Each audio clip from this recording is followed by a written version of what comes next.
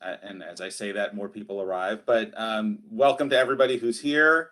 Some of you, you've been to many IPRP meetings. Some of you, this is your first, so I'll just do a brief introduction. Like I said a minute ago, my name is David Zismore. I'm an analyst at the CPUC in the Energy Division.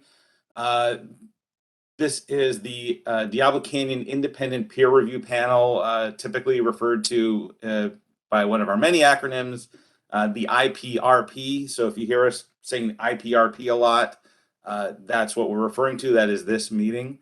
The IPRP, for those who need a little bit of history, back in 2006, the California legislature enacted Assembly Bill 1632 that directed the California Energy Commission to assess the vulnerability of nuclear plants in California to seismic activity.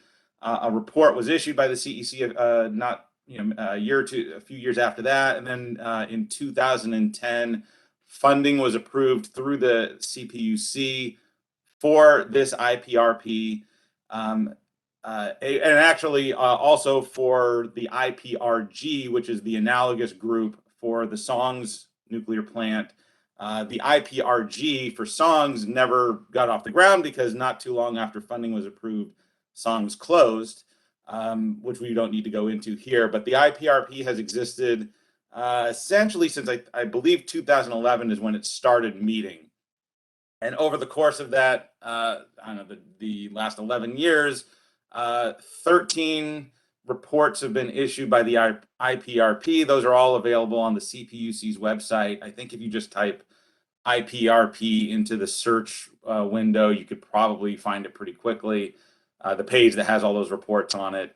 Over the course of the IPRP's life, we have, like I said, issued these reports on seismic studies.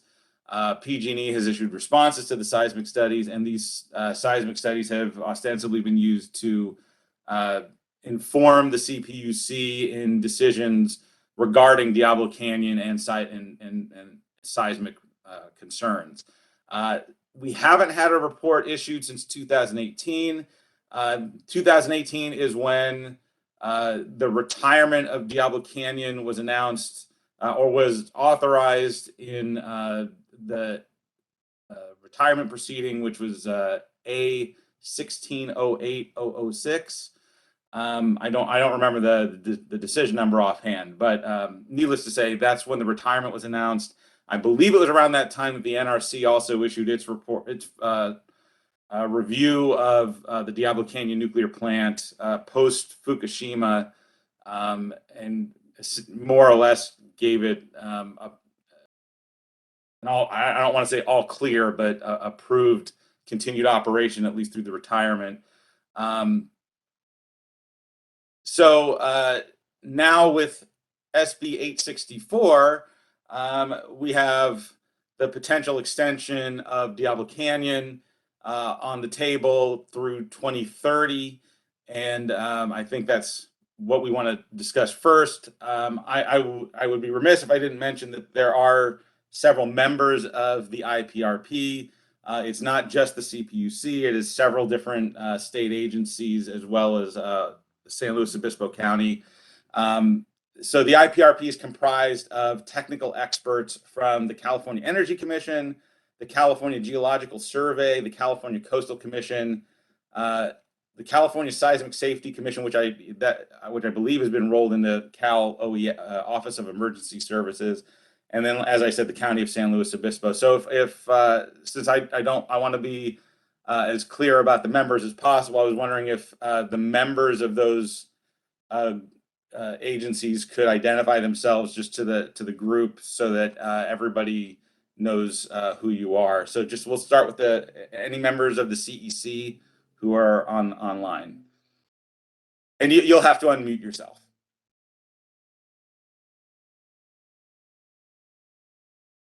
Good afternoon, Justin Cochran, California Energy Commission. Anyone from the Geological Survey? Tim Dawson from the California Geological Survey. Thanks, Judy Zachariason, California Geological Survey. Thank And you. Ray Chen from California Geological Survey. Great. Anyone from the Coastal Commission? Yes, this is Joe Street. I'm a geologist with the Coastal Commission.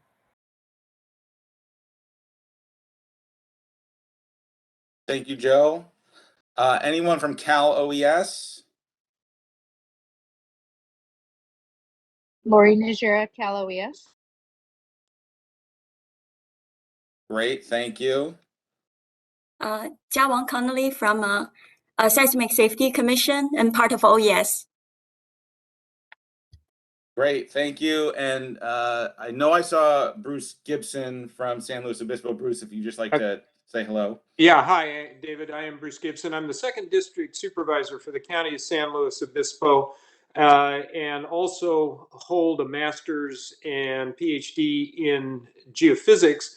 In my first career, I was a research scientist in exploration seismology, and I've been pleased to participate on behalf of the county for nearly the entirety of the IPRP's existence. Great, thank you, Bruce. So I'm going to pull up the agenda just so we can all see it. Where's my share button? This.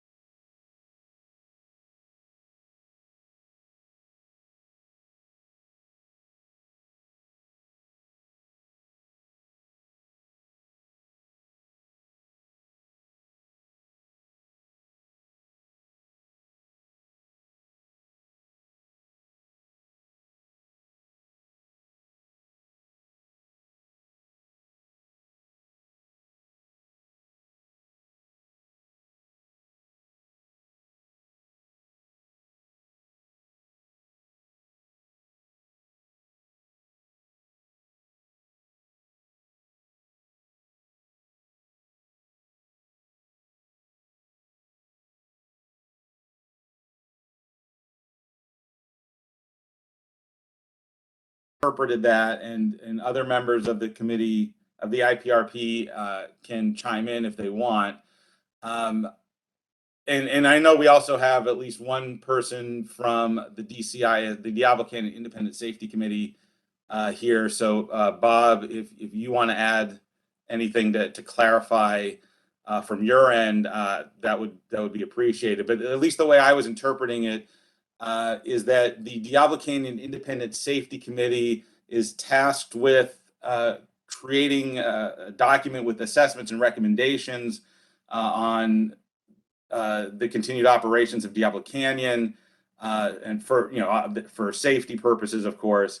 And once they complete an initial draft of their assessments and recommendations, they would submit it to the IPRP for our review and consideration, and we would make comments and then submit those back to the DCISC for them to use as they see fit in their final version, which ultimately gets submitted to the governor and the NRC and several other, and the state legislature and a couple of other agencies that I'm not recalling off the top of my head.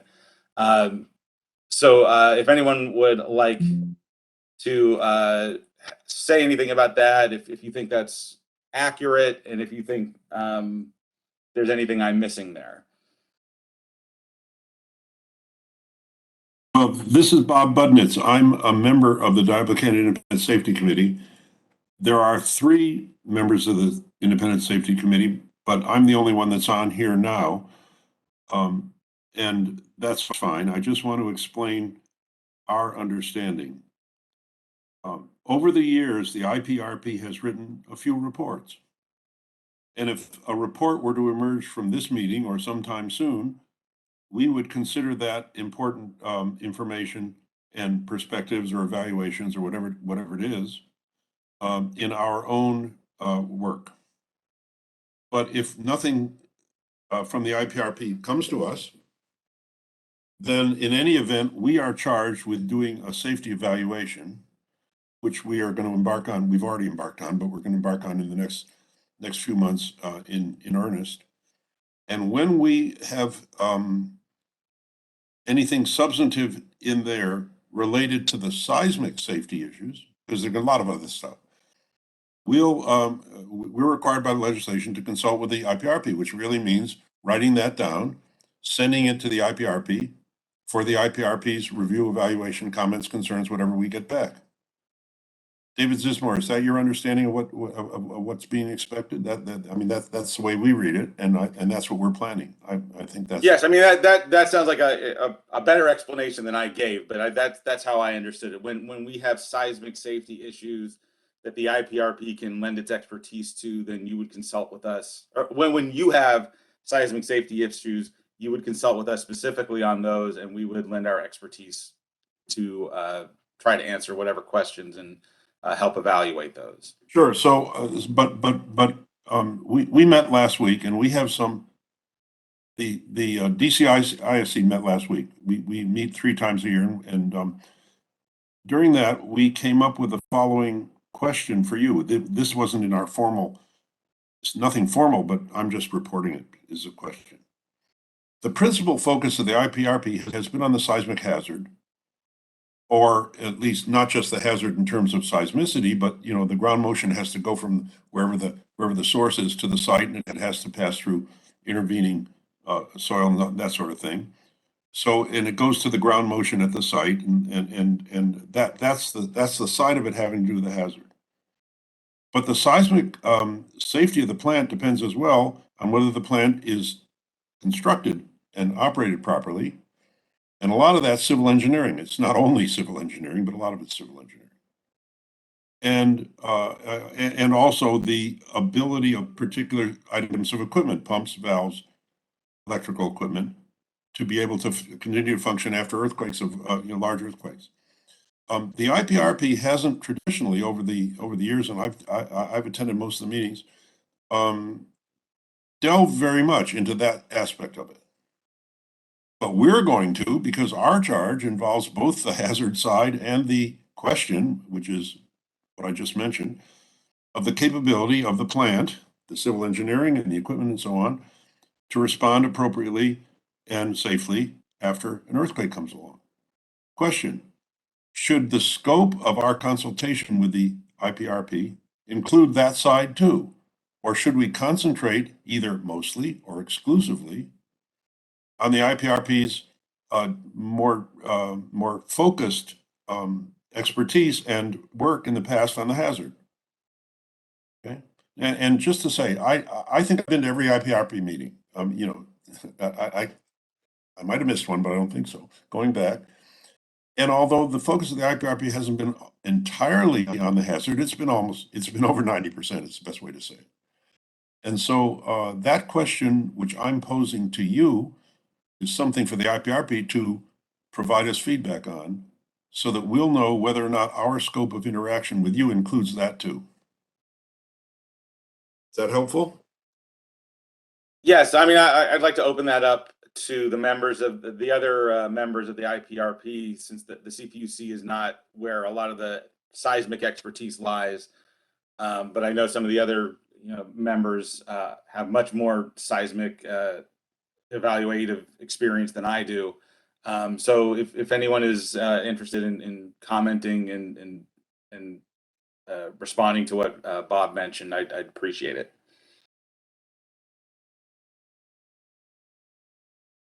This is Tim Dawson. Yeah, most of the IPRP, the meetings I've been to, we've been mostly focused on the seismic issues because that was sort of our understanding of what our charter was. And that's where our expertise is. At least as I understand it, the IPRP, that's anything like engineering or risk would not be within our bailiwick to comment on. It's really all about seismic source characterization and ground motions. Okay, thank you. This is Bob again. Just to add one more thing, and this is not a small point. Over the years, the IPRP has heard a few presentations about the seismic side on the civil engineering and the equipment capability side. Nozar Jahangir is on the call here. I see his name's here, and he's an expert on that at PG&E, and he's participated in those and presented and so on. But I always viewed those as important, but background information for the IPR's understanding of how the hazard fits into the whole. So if you're comfortable with staying to that side, which is where your expertise, I kind of think is, then that's fine. Just tell us so that we'll know what to expect. It's as simple as that. If I could, David, this is Bruce. Yes, please go ahead. I agree with Tim and with what Bob just summarized there. The technical expertise of the members of the IPRP is on seismic hazard. And I would simply add to that, our mission is also to evaluate the uncertainties in the seismic hazard. And I think that's a piece that I know, Bob, you've been a great participant for a long time in IPRP, and you've heard us talk about uncertainties, and you've seen it in the tornado diagram that I know is we're going to get a revisit. It wouldn't be an IPRP meeting without a tornado diagram. So I think that's the piece of information that the DSISC should be interested in. Is here's the IPRP's thought on seismic hazard, including what areas we think have what ranges of uncertainty. And Bruce, we're always, yeah. Bruce, you're exactly on the mark, but I want to say something I know you'll agree with. There are also uncertainties in our understanding of the civil engineering capabilities of the structures and the equipment and stuff like that, and how those uncertainties play together to the overall uncertainty in seismic safety is something that our committee deals with. Right. And I know you understand. You'll agree. You guys need to understand those uncertainties too, to see how that all plays together. Because if it's not dealt with appropriately, then the overall safety understanding isn't understood well. Yeah, and Mike, you and I agree with that together. I know that. Yes, we do. And I guess I would also say, and as David read it at the top, that the safety evaluation as prescribed by the legislation rests with the DSISC. you know, so you are the pronouncer on that question, whatever statements you want to make, using the information that we contribute, among other sources, and obviously civil engineering experience, structural engineering experience is important there as well. Yeah, so we can end this with my just saying the following. I think we're going to ask you to review our entire seismic safety evaluation to get some confidence that we have understood properly and have used properly, but not misused your input on the hazard. Fair enough. Oh, thank you. Bob, can I ask, since I have you here, what the timeline is for the DCISC to submit its initial draft and have it get to a point where it's reviewable by us?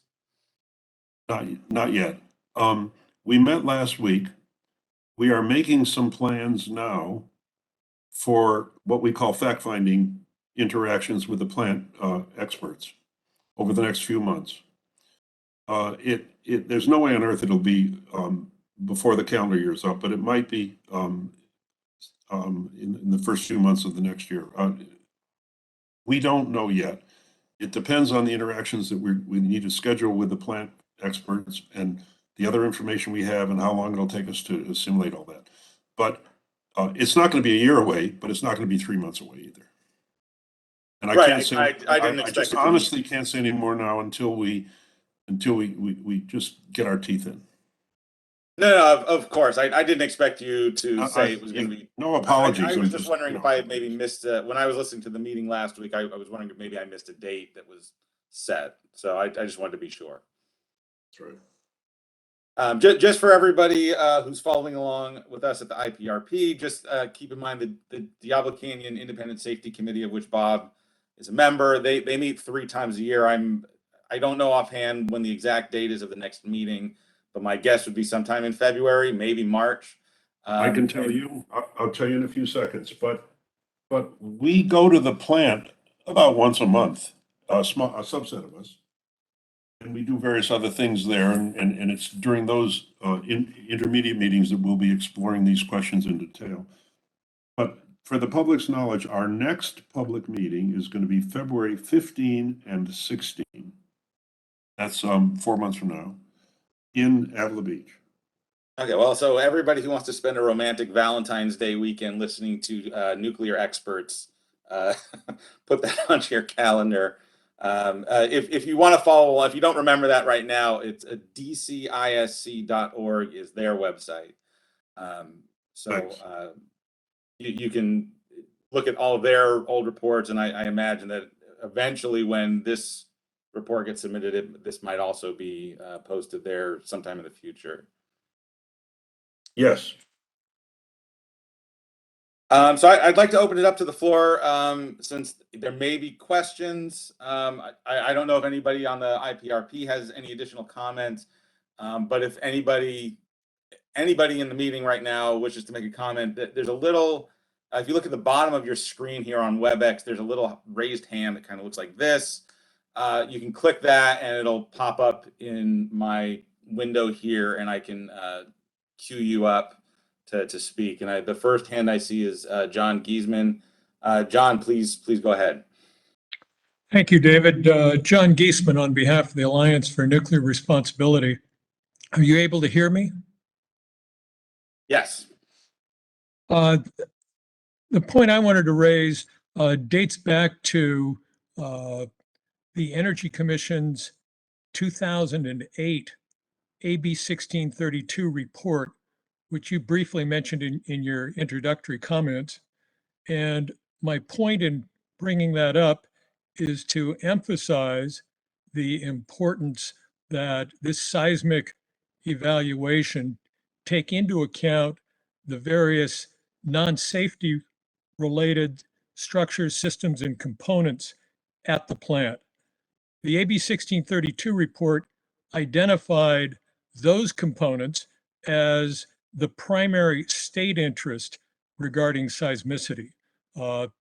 Unfortunately, for better or for worse, The last efforts by the IPRP, the report that was done pursuant to PUC authorization, became overwhelmed by the response to Fukushima that the NRC requested.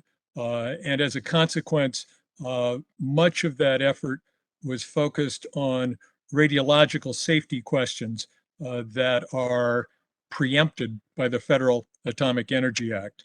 The state's interest is more reliability related, which of course is closely correlated to safety, but it is a distinct non-preempted subject matter. PG&E conducted such a study in 2010. It is sorely in need of updating, and I really want to emphasize to the IPRP the importance of doing that under SB 846, which has the state taxpayer making a forgivable loan to PG&E and the state ratepayer responsible for funding a liquidated damages fund up to $300 million a year for forced outages that are not considered to be reasonable conduct by PG&E. So the state's got a very substantial interest in the seismic reliability of structures, systems, and components that are not necessarily characterized as safety related by the NRC. Thank you. Thank you, John. If you would, if you click the hand, you can unraise your hand, because I can still see it in the window there. Thank you. Is there anyone else who has anything they'd want to add about SB 846?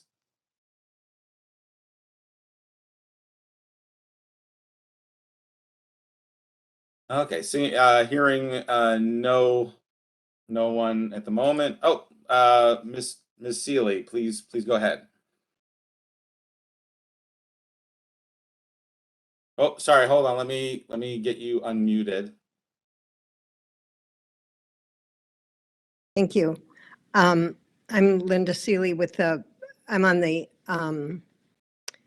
Diablo Canyon Decommissioning Engagement Panel and a member of Mothers for Peace. And I have a question about SB 846, in that it says clearly that a seismic evaluation will be performed.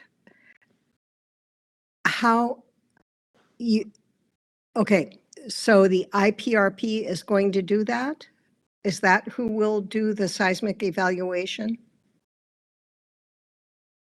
I mean, anyone else from the IPRP who wishes to chime in, or I know we have other knowledgeable. I don't think that the IPRP itself is conducting a seismic evaluation.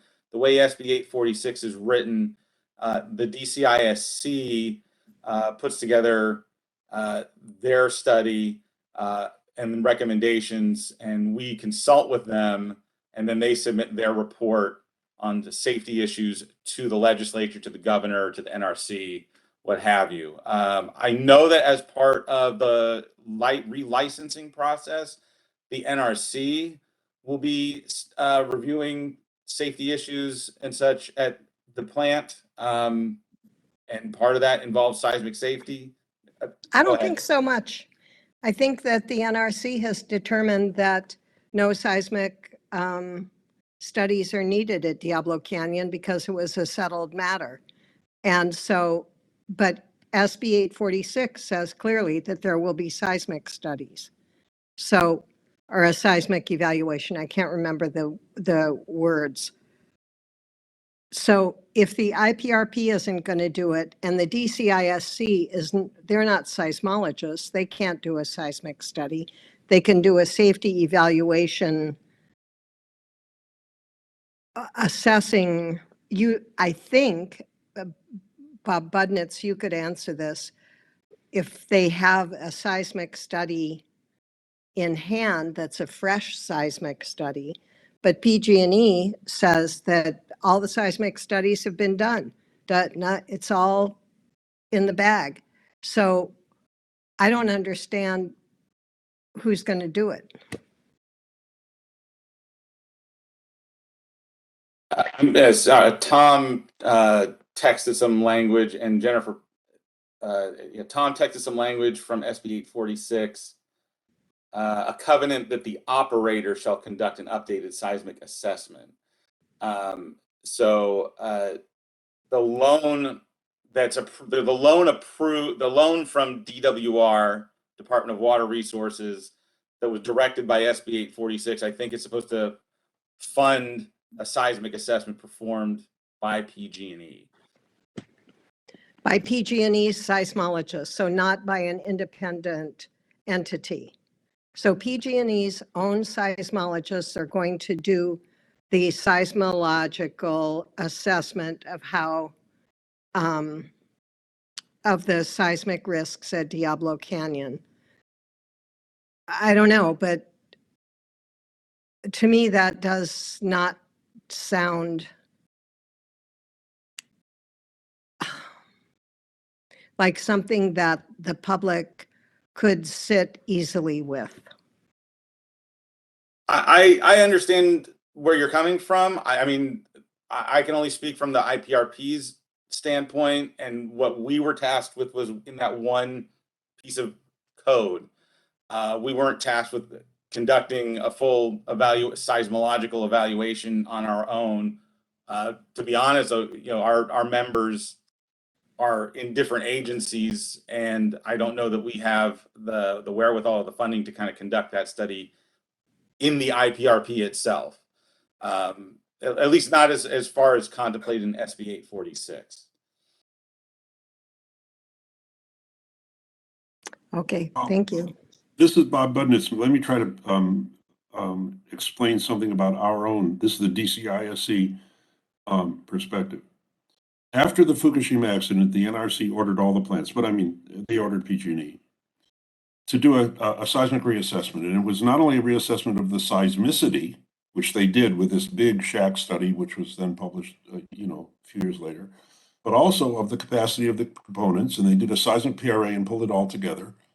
And that was all published half a dozen years ago. I don't have the date in front of me, but something like that. And then the NRC reviewed it. And the NRC then wrote a letter back saying that based on all that stuff, the seismic adequacy of the station was sufficient for them. And they wrote that. I mean, I'm paraphrasing, but that was the thrust of it. However, it's not 2017 or 18 today, it's 2022.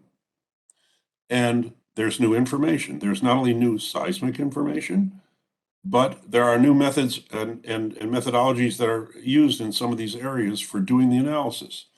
And so for a modern 2023 assessment, you have to look at that again and see whether or not important updates would provide different insights.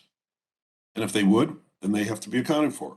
And if there isn't anything new, well, we'll learn that too. I mean, anything new that would change important things. So the way I see the DCISC review is in part to ask that up-to-date question about whether there's anything new, and if so, what it is, and then try to assess its importance. And if there isn't, well, there's new stuff, but maybe it's not important or hasn't changed much, and we'll say that. Now, the IPRP's expertise in the seismology, seismicity, the seismic hazard part, will be an important consideration as we look that over. And we're about to embark on the substance of this meeting, I hope soon.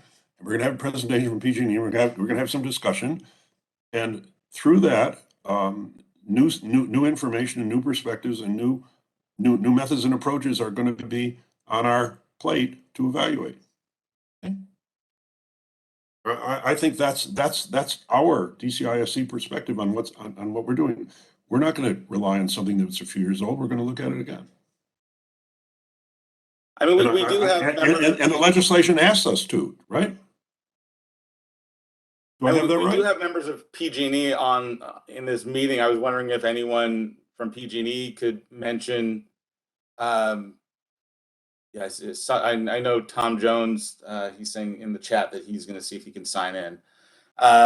If someone from PG&E could maybe talk about the seismic assessment that they're directed to conduct, and what the review is.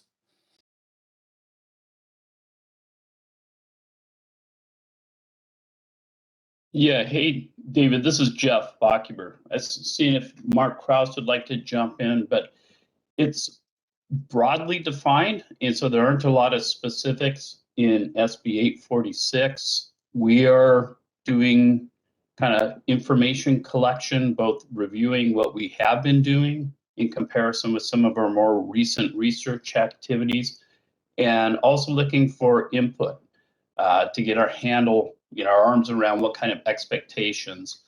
And so it's a combination of getting information from like this IPRP meeting for us is really important to pick up what the DC, ISC, and IPRP are thinking around that. Jeff, I think you said what I would have said, which is we were hoping that this and other IPRP meetings could, this is Mark Cross with PG&E.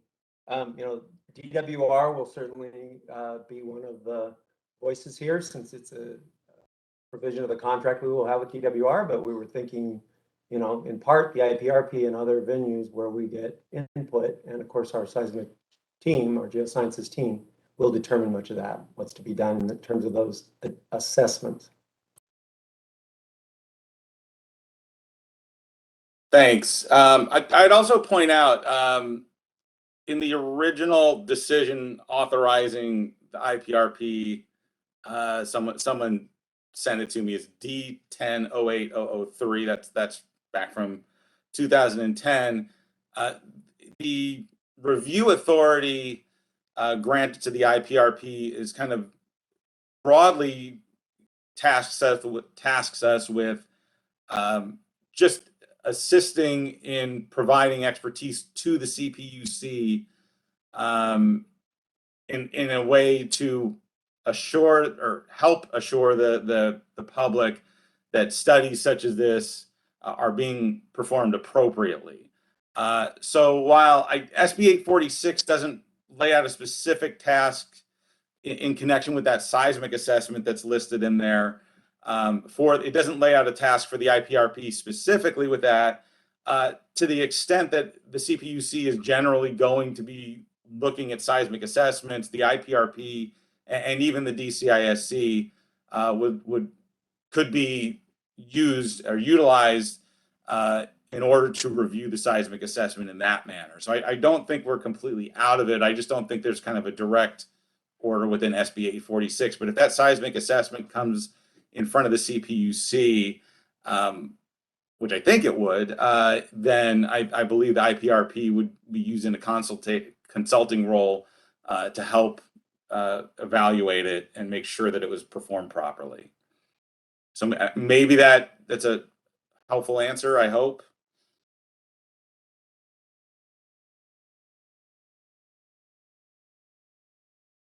So unless there's additional questions, I don't see any hands raised at the moment. I think I will move to the next part of the agenda, which is PG&E. Jeff, just give me a moment to just give you presenting powers so you can share your slide deck. Albert, please go ahead.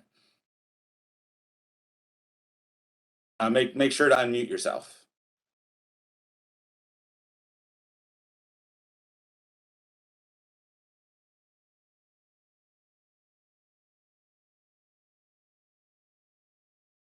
Good afternoon, testing.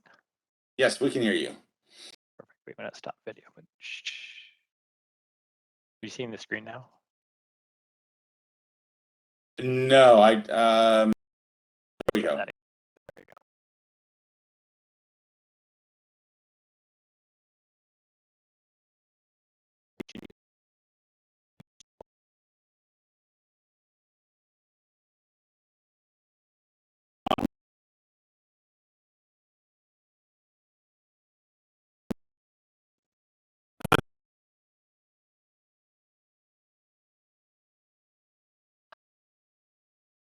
Hard from PG.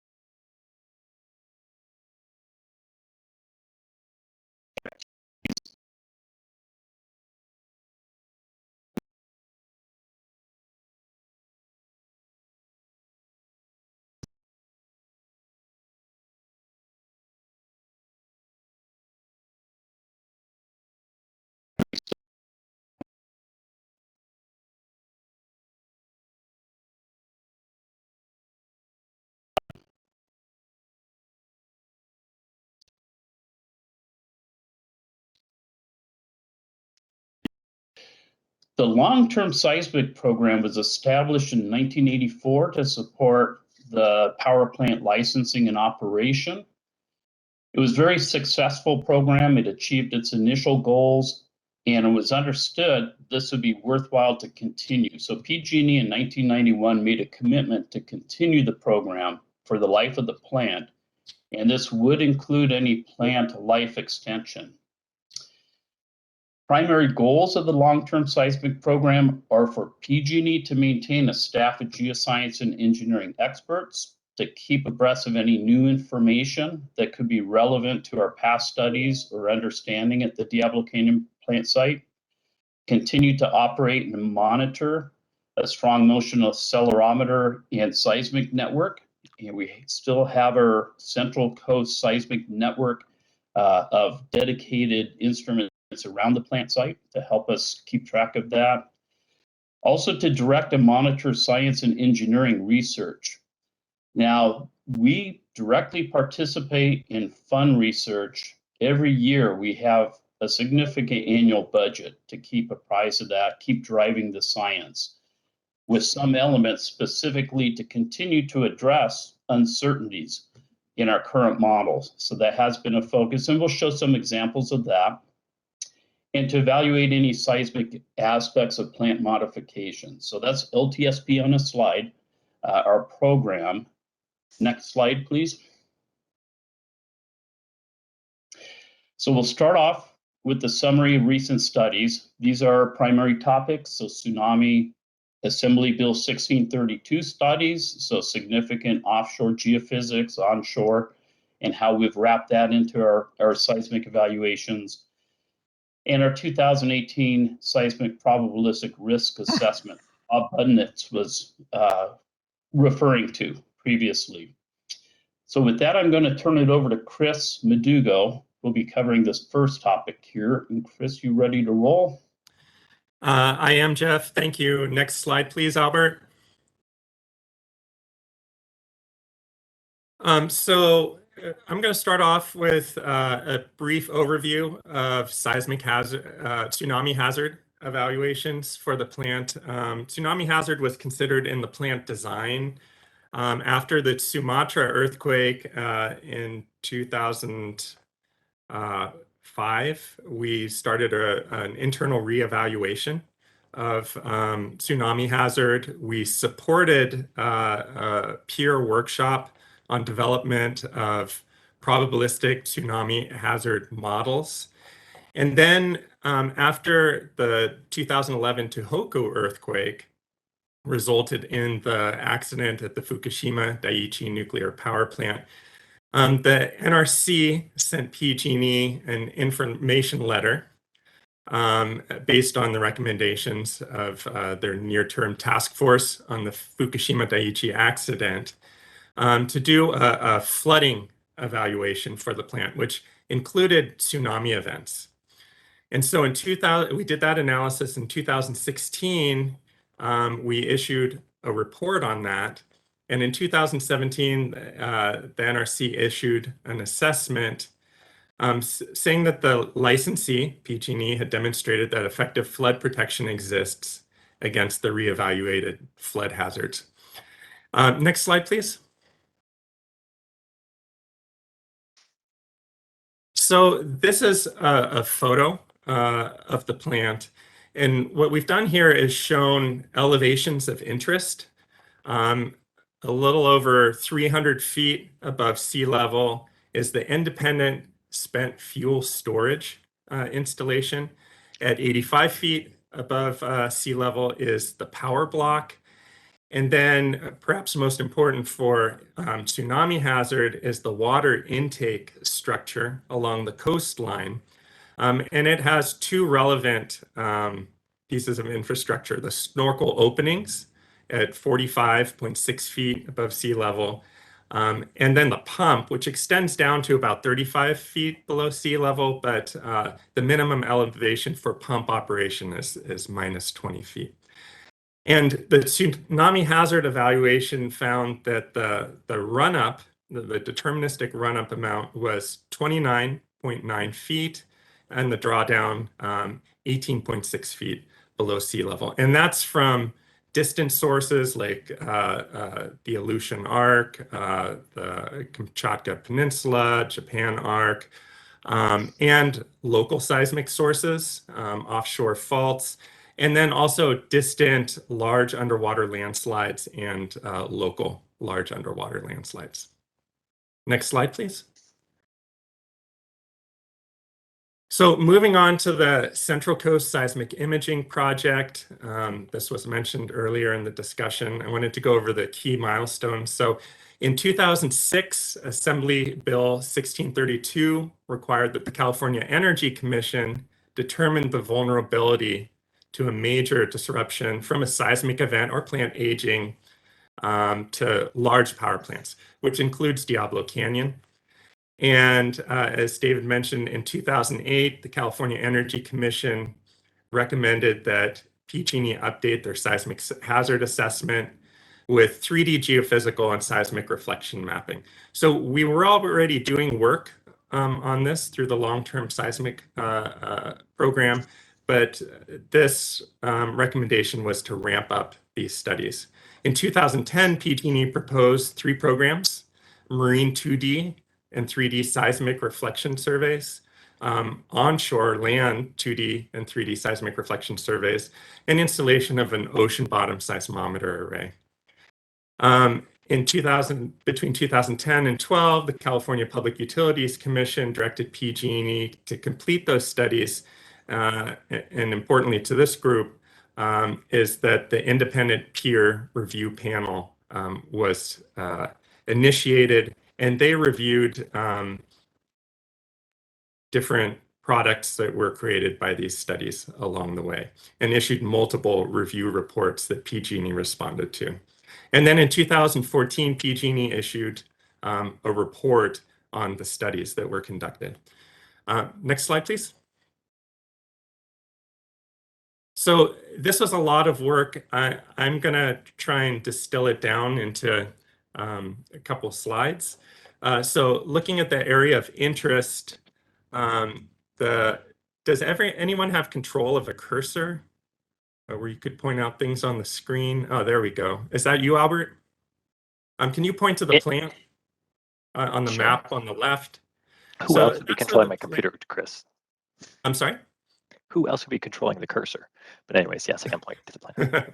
So that's the plant. And as you can see, it's surrounded by numerous faults. So these are the seismic sources of interest to the plant. And so from left to right, we have the Hosgri fault offshore.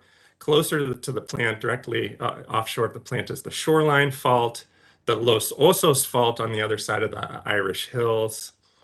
And the fault parameters related to these faults, or the seismic source parameters related to these faults, all have an impact on hazard. So there was earlier mention that we'd be showing a tornado diagram. This is the tornado on the right before the CSIP studies were completed. And for those who don't know what this is, a tornado diagram is a plot to examine the alternatives in a hazard study. And so it shows the ratio in hazard between mean and model alternatives. So let's just take the Hosgri slip rate, which is at the top of the tornado. Slip rate for a fault is really important because it scales hazard up and down. Because the Hosgri is offshore, it's difficult to get slip rate estimates. So you can see that before the studies were initiated, those 2 dots on either side of 1 showed the variation in the hazard ratio. So you had close to a doubling of the hazard or halving of the hazard based on the uncertainties, whether the slip rate is higher than the mean or lower than the mean. Other significant uncertainties are the Hosgri dip.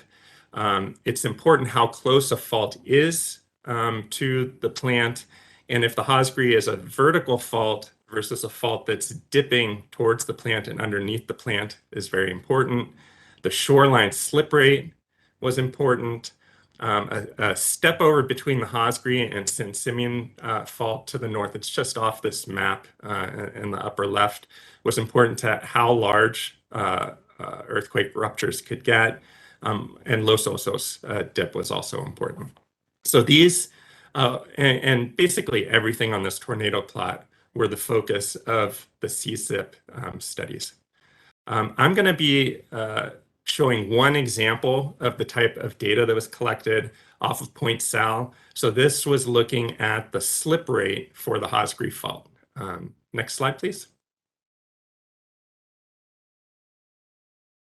So offshore seismic imaging was completed across the fault and parallel to the fault. And up in the upper left, you can see the kind of data that was generated. You see a lot of horizontal lines. That's the stratigraphy. So the ocean bottom would be at the top.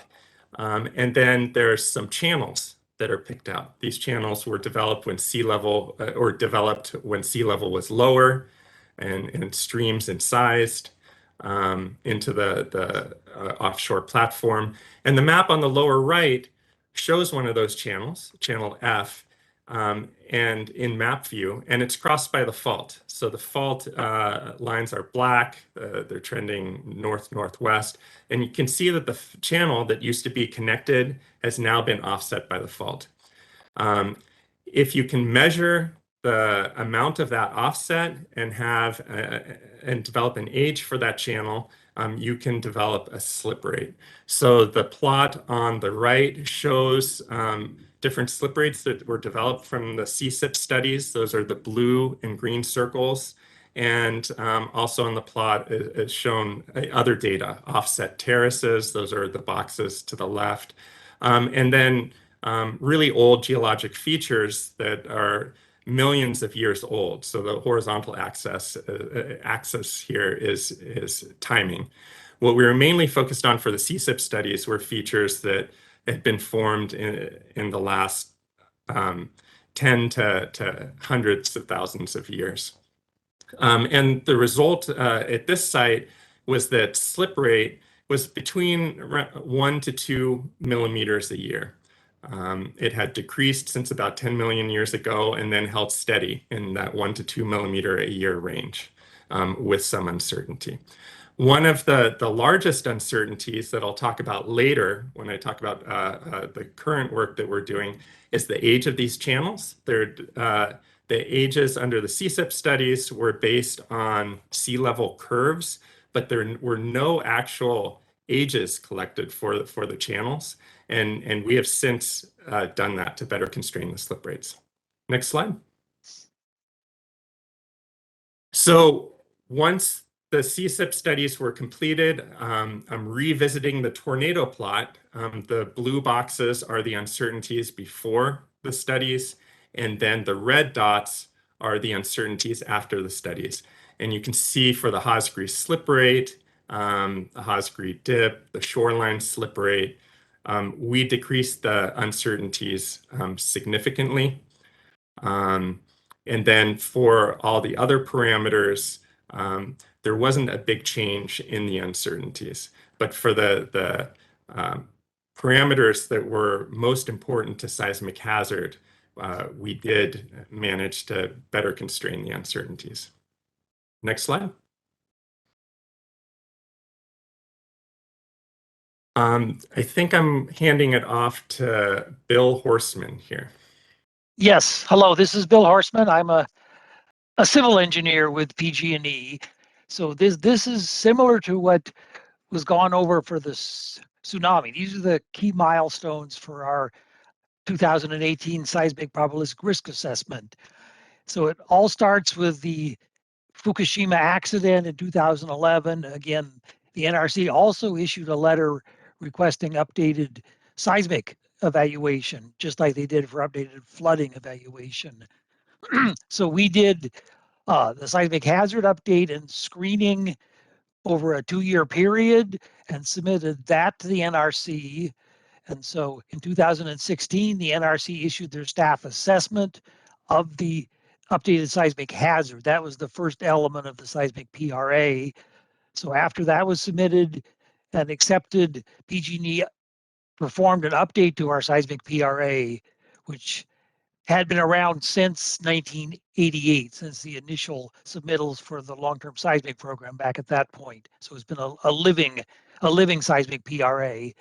So we submitted that in 2018, and then a year later, the NRC issued their assessment on the updated seismic probabilistic risk assessment. So I have a few slides about the SPRA. Next slide, please, Albert. Okay, this is a very complex flowchart of how the update to the SPRA worked. The key items are the items in the red boxes. So the top left was the seismic hazard reevaluation. That defines the earthquake hazard, the ground motion that's input to the PRA model. The next box, that the upper right, is the fragility evaluation. This is determining how the plant responds and the capacity or resilience of the buildings and all the electrical and mechanical equipment required to support the plant safe shutdown. And then finally, at the lower right is the seismic PRA itself, which is a numerical model of the plant that is subjected to the seismic hazard. It uses the fragility evaluations and comes up with two outputs, the seismic core damage frequency and the seismic large early release frequency, which are kind of off to the far right of the slide there. So that's the output of this whole process. So next slide, please. Okay, I'm gonna hand this back to, are you gonna do this, Albert? Please. Yeah. Hello. So I'm Albert Kotke. I'm a geotechnical earthquake engineer and do most of the hazard and risk assessments for PG&E, or coordinate them. So what we thought, given the larger audience, just wanted to step back and introduce what hazard is and how do we do it. So probabilistic seismic hazard analysis is the way we define earthquake ground shaking for probabilistic assessment of facilities. We typically shorten probabilistic seismic hazard analysis into PSHA because otherwise it's a mouthful. And PSHA really combines three main components. One is the earthquake sources. What are their geometries, fault types, etc.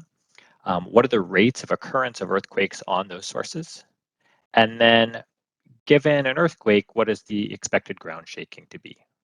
The result of a PSHA is an annual frequency of exceeding a level of ground motion. And that's combined into a hazard curve, one of which is shown on the right.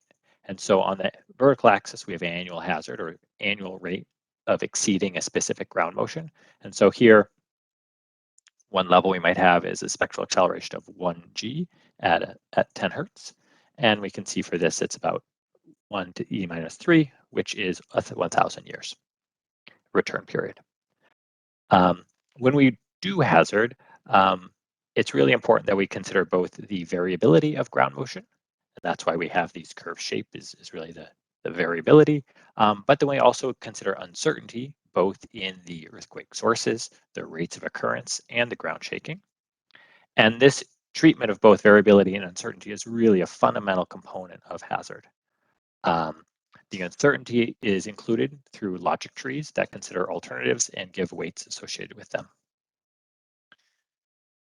A little bit more background.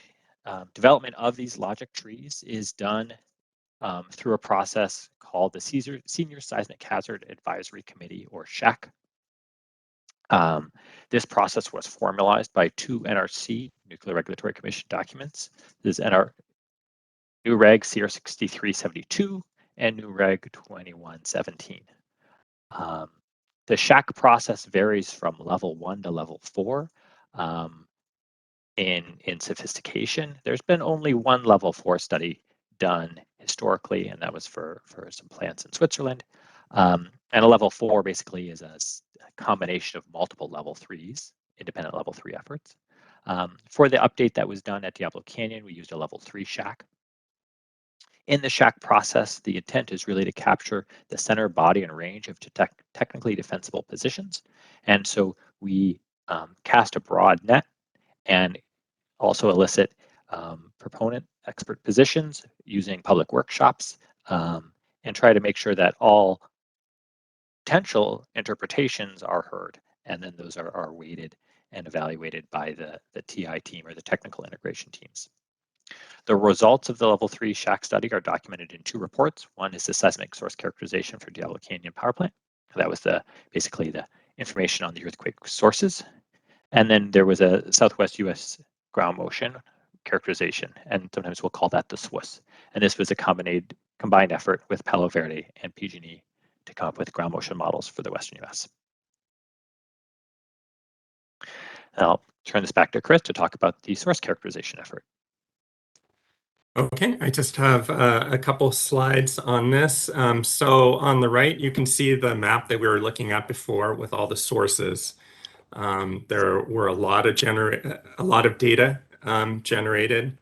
The technical integration team developed a model, as Albert said, incorporating the technically defensible data. There was an independent participatory review panel that reviewed their work. And the information that they included in the model were the PG&E and USGS CRADA studies and LTSP studies that were done before the CSIP, all the information from the CSIP study, and then data from other experts that were working in the area. Next slide, please. And to give you a flavor of how they integrated these data, we'll revisit the Hosgary fault again. The map on the left shows the Hosgary fault offshore of Diablo Canyon. Diablo Canyon's the little red dot. The numbers relate to offshore study sites. So those are all places where slip rates were generated. In Area 1, they were based on offset terraces. And then 2, 3, and 4 were offshore studies by PG&E and others. And then revisiting the Point South site, which I discussed above, the technical integration team had to take into account the uncertainties of the channel offsets, the uncertainties in the channel age from the different age models developed from the sea level curves, and then come up with slip rate distributions for that site. But then they also had to do that for sites 3, 2, and 1, and integrate all that into a distribution for the whole fault offshore of the plant. So that distribution is on the right. It ranges from a little over 0 to close to 5 millimeters a year. Albert mentioned the center, body, and range. So the center is 1.8 millimeters a year in this model. The body, or 95th percentile displacement range, is between 0.6 and 3.4 millimeters a year. And the range extends from 0.26 to 4.7 millimeters a year. Again, as I mentioned above, because there were uncertainties in the age of the offset channels, that's something that still needed to be explored. And I'll talk more about that later. Next slide. And just to Albert back here again, just to summarize the ground motion characterization effort as part of that SHAC 3 project. The ground motion at Diablo Canyon was developed using 2 different ground motion models or families of models. We saw that the fault sources nearby, generally under 10 kilometers, are really dominating the seismic hazard. And to address ground motion from these fault sources, a set of 30 common form models was developed. For fault sources at distances beyond 10 kilometers, a set of NGA West 2, which is a family of ground motion models that was developed through the Pacific Earthquake Engineering Research Center at the University of California, Berkeley, and is sort of the standard Western United States ground motion models, was used at further distances. And the NGA West 2 motions are used by both the USGS and other hazard analysts. The common form models were new to hazard assessments, and they were developed to robustly sample epistemic uncertainty in associated with the modeling. And so this is a sort of crazy plot on this, but what we see here is these are ellipsoids, and on those ellipsoids there are black dots, and those black dots represent sampled functional forms of the common form models that are intentionally spread so that we're capturing potential ranges in magnitude and distance scaling that is indicative from the underlying models. And in the underlying models, we have are shown in the other colors, and those are intentionally distorted to come up with this. In addition to the models of the median, there are also models for site-specific variability and that were developed as well. The results of that study are shown in two different ways. I'm going to skip the hazard curve, but I want to talk about sort of inspection of the hazard. If we look at the fractional contribution of the total hazard here at that spectral acceleration of 5 Hertz, the top is 1, so that would be all of the contribution to the hazard. The green dashed line represents here is the local fault sources. And we can see by about 1/10 of a spectral acceleration, we're already about 70% of the hazard is dominated by those local fault sources.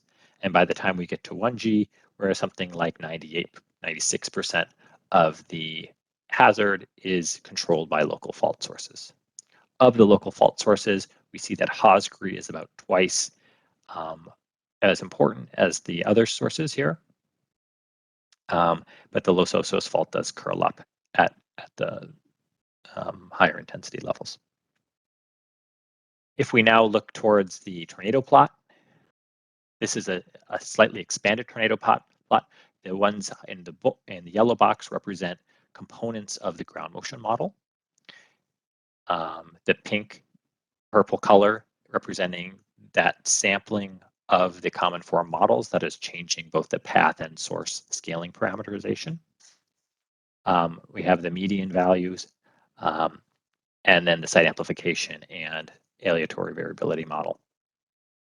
The bottom reflects the tornado plot that Chris has shown previously, including the source characteristics. And what we see is that the ground motion models, are really the driving uncertainty in the hazard analysis that's done. And then I'll pass this back to you, Bill. Okay, thank you, Albert.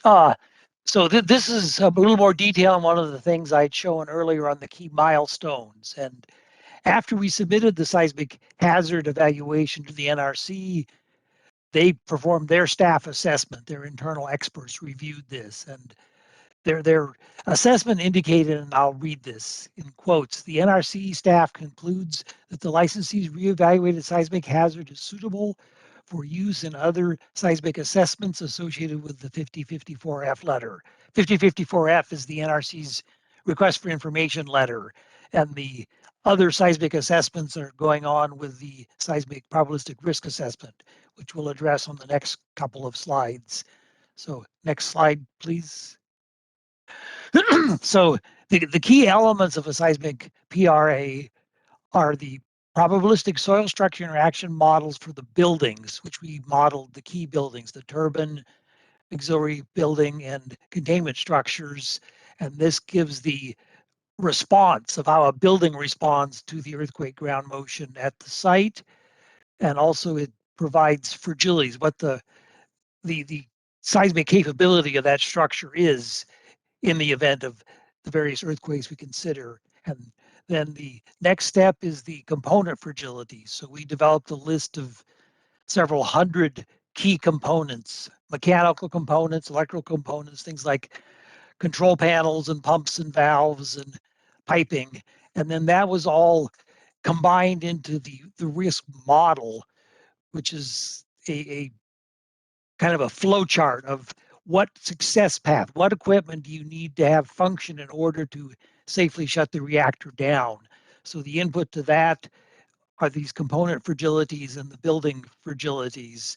So there we have the SPRA model, and then they do risk quantification analyses, which they apply the various earthquake ground motions to that model of the plant response, and they come up with the two key outputs that I mentioned on the earlier flowchart slide, the seismic core damage frequency and the seismic large early release frequency. Core damage is an accident that causes a potential melting of the core, while a large early release is actually radiation released from the plant due to the earthquake. Next slide, please. So on seismic core damage frequency, we can compare the update of the 2018 result to the 1988, the original LTSP, which has been living since 1988. And we saw about a 25% reduction in the core damage frequency.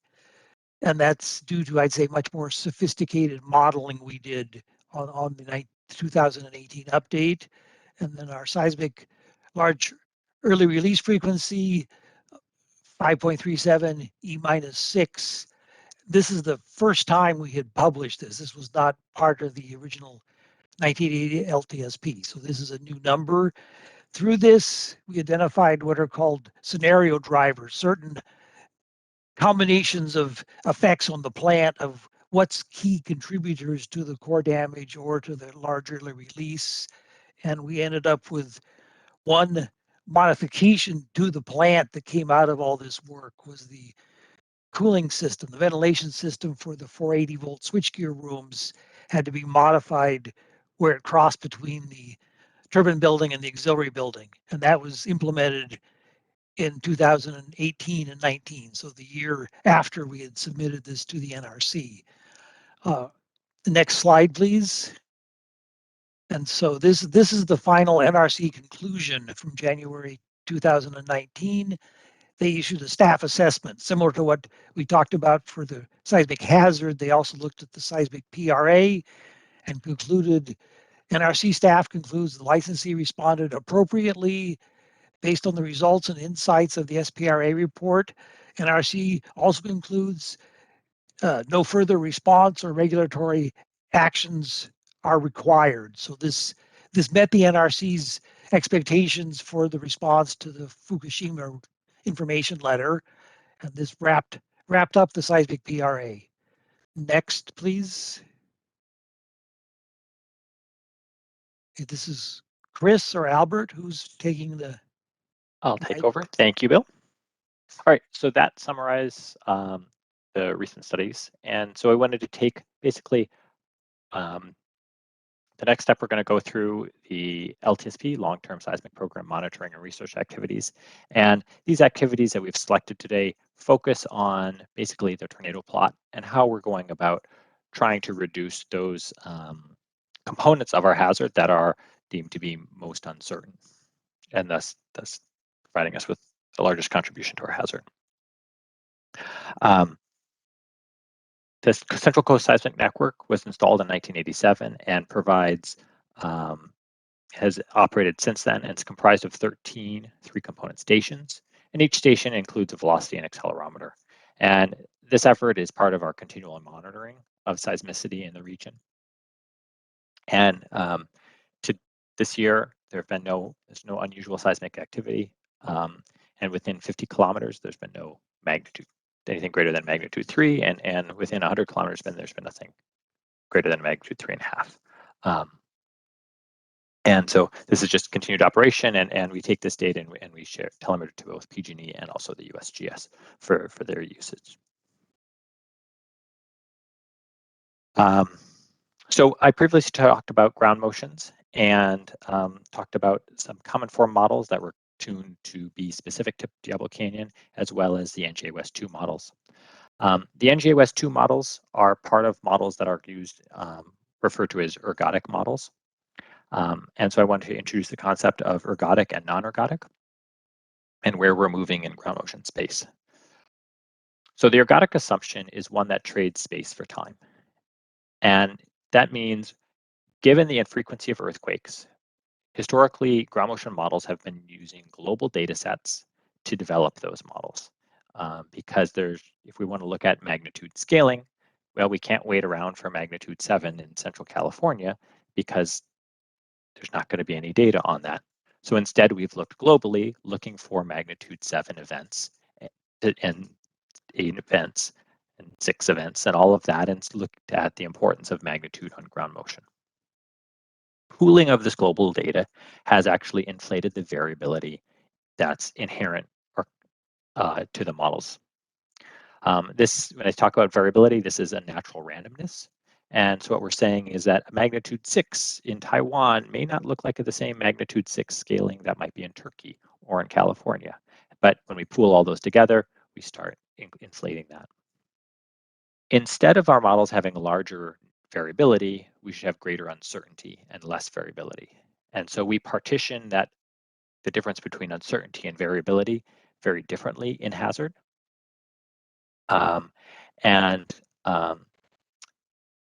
If we would have sort of looked at how we can break down variability, we can say maybe 60% of that variance is due to systematic effects, such as repeatable source, path, or site effects that are part of the ground motion models. And thus, we can reduce our uncertainty through site-specific observations and tune the variability to be representative of where our true randomness of earthquakes at our specific location are. And that's the goal of development of non-ergodic ground motion models. Here we're going to jump back to hazard curves for a moment with a complicated figure. I'll try to explain it. The black distribution here represents the probability density function of an ergodic model. And we can see that it's a bit wider, or it's a bit wide, compared to the colored curves here, which would represent probability density functions that may be representative of non-ergodic models. And what we're saying, these models, these are really alternative conditions, and we don't know which condition we are at, right? If we haven't recorded any data, or we haven't done any information, gathered any information on our site, we could be at each of these. And there's 2 ways to treat the data. Previously, we treated the data saying we're going to pool that all together and develop our black curve, when really what we should have done is we should have separated that out and said, well, we don't know which of these we're actually at, but using the black curve may provide us with we're going to just go forward with the black curve because we didn't know any better. But now we know that it's actually more repeatable than we previously identified. From a hazard perspective, the impacts are as follows.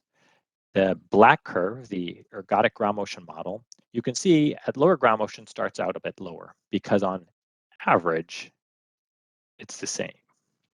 And it's got more weight in the lower side. But as we go to longer return periods, we see the black curve rises above sort of the halfway point. And this is the mean hazard.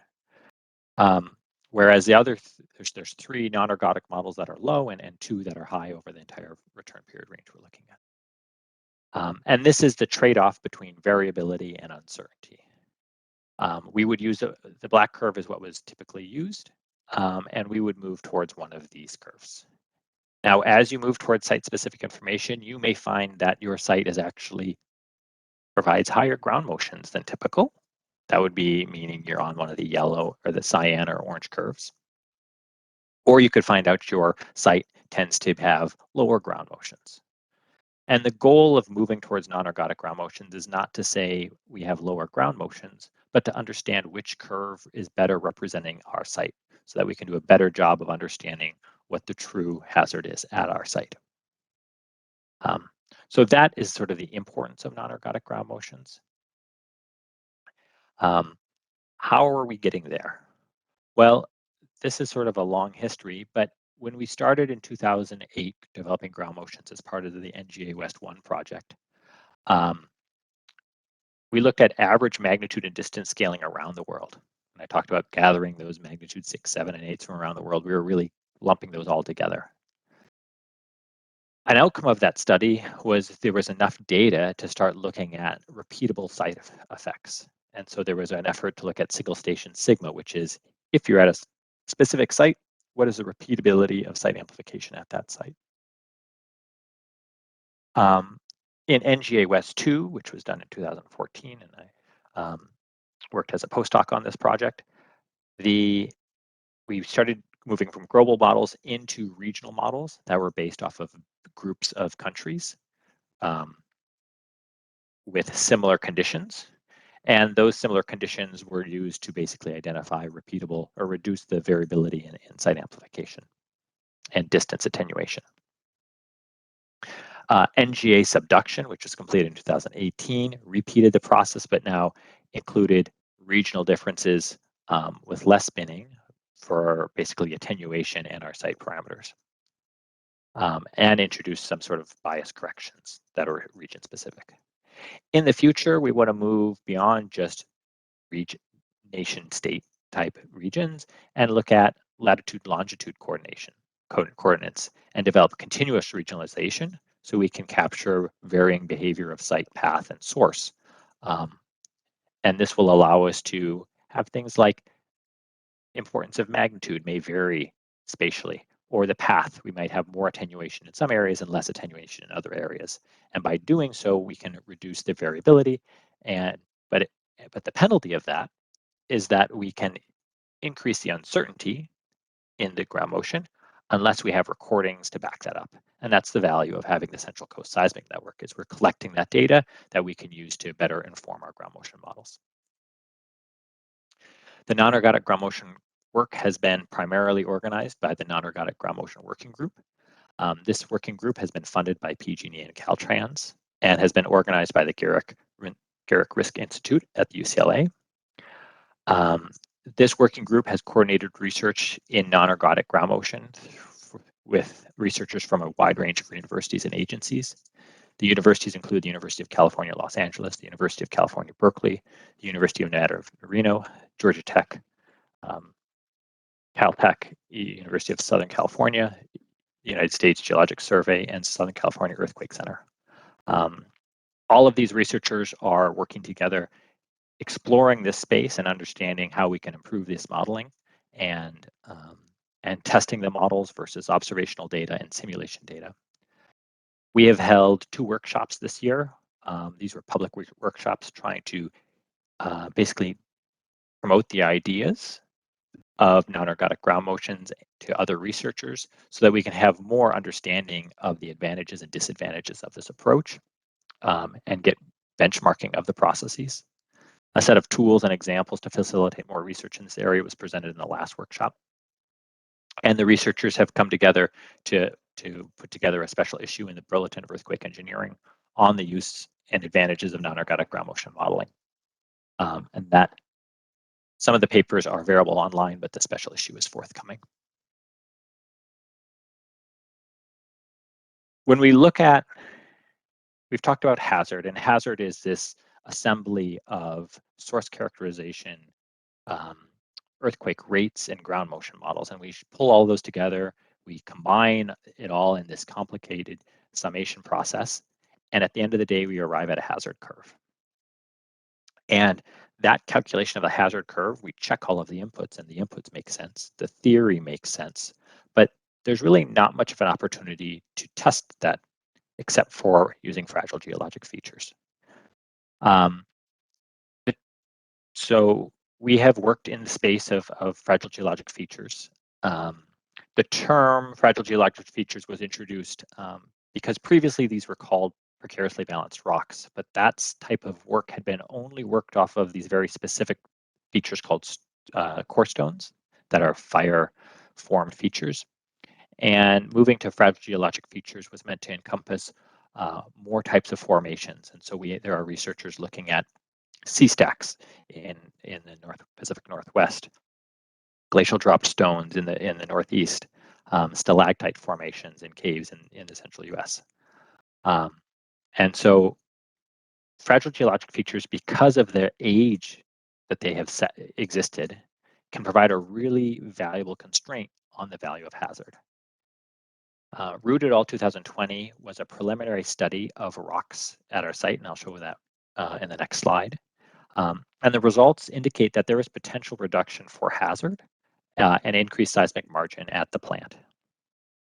However, before we use any of those findings or make any decisions off of that, we really want to take the components of that process and refine them to make sure that we are doing the best job of incorporating fragile geologic features in what we do. I'm going to talk about, I've talked about the non-ergodic ground motion models in the previous slide, but we're also working on site characterization, measuring the velocity structure, and doing simulations of the site conditions. We have installed seismometer and accelerometer arrays at the Double Rock site so that we can observe ground shaking both free field and where the rocks are located. We've conducted laboratory numerical studies on the toppling to define feature-specific models of fragility, updated generic models and estimates of epistemic uncertainty, and finally looked at what methodologies can we use to incorporate the survival of the fragile geologic features into hazard logic trees. And the planned aim is to gain confidence in the application of fragile geologic features before using the approach to update the hazard logic trees, which is something that we plan to embark on in the future. Just to show you, for those of you unfamiliar with the Double Rock site, it's located about 4 kilometers down the coast from Diablo Canyon and sits close to the shoreline fault and the Hosgary fault zone. So it's providing a lot of information about the fault sources that are important for Diablo Canyon. You can see a little person here for scale. These are large chert sea stacks that are very tall, and on them sit these blocks of rock that are disconnected from the pedestal and are free and could fall off with strong ground shaking. And so they haven't fallen off, and they've sat in this orientation for about 20,000 years. And so our intent is to use information about these fragile features to help understand how we are doing on hazard.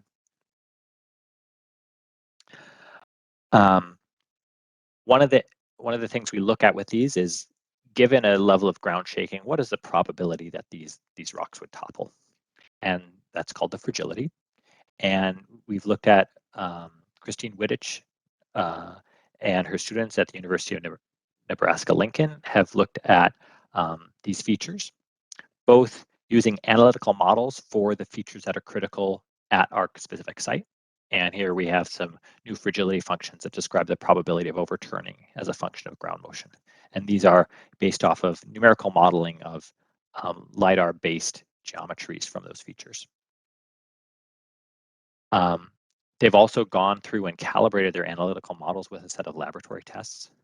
And so here we have a rock that was bought at a landscaping supply store, set up, and each dot in both of these figures represents an individual test of placing the rock, running a ground motion through it, and observing if it falls or not.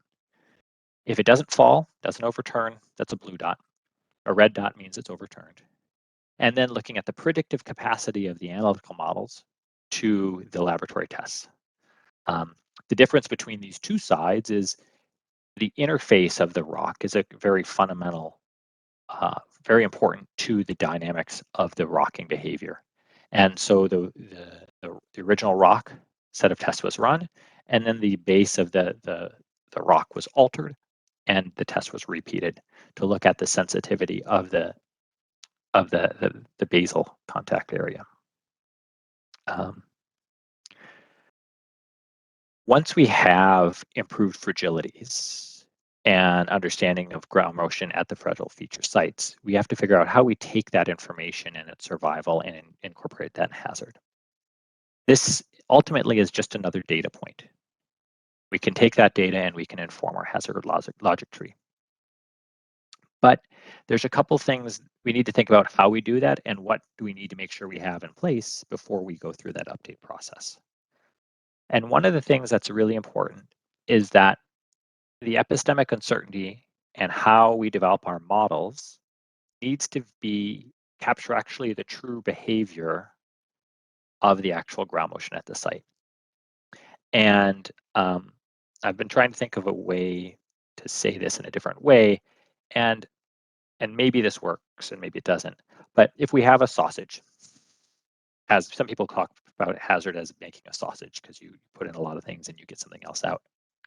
But if we want to think about, if we want to open up that sausage and say, well, what is it? Where did it come from?